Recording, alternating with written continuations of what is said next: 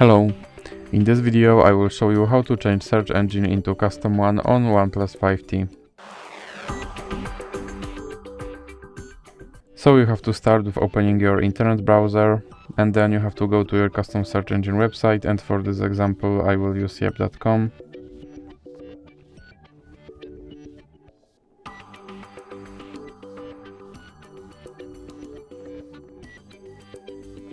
Now you have to search something using your custom search engine. And now click on the three dots icon and go to settings, click on search engine, and in recently visited you should have now yep.com option, so you can select that and then click back, and as you can see my search engine is now set to yep. So that's it for this video. If you liked it, please remember to leave like and subscribe.